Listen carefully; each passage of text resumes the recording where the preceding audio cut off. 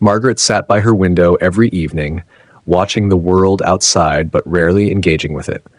At 65, she had lived a full life, written books, traveled, and raised children who had now moved on with their own lives. The house that once buzzed with laughter now echoed with silence. Margaret wasn't sad, but a quiet loneliness crept into her days, the kind that makes you feel invisible.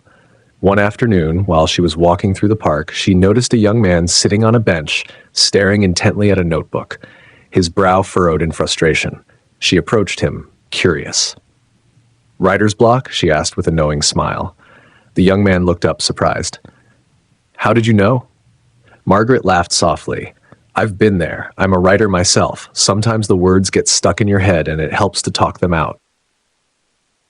His name was Alex, a 28-year-old screenwriter struggling with a story he couldn't quite figure out. What began as a conversation about writing quickly blossomed into something deeper.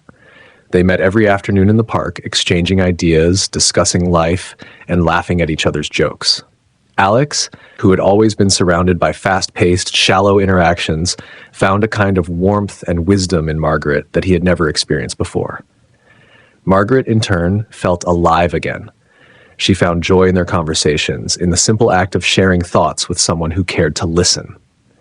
There was no need for romance, no pressure for anything beyond what it was, a genuine connection.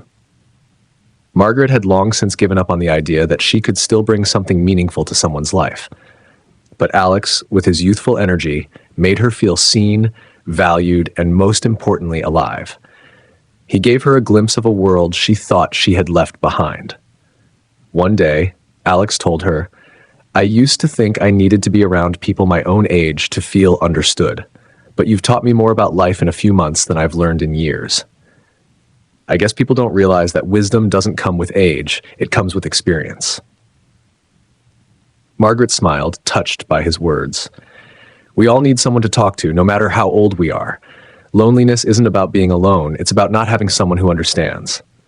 Their bond remained strong, not because they needed anything from each other, but because they shared something so simple, yet so profound: companionship.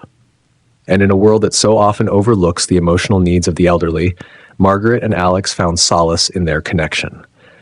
As Margaret sat by her window that evening, she realized the world hadn't changed.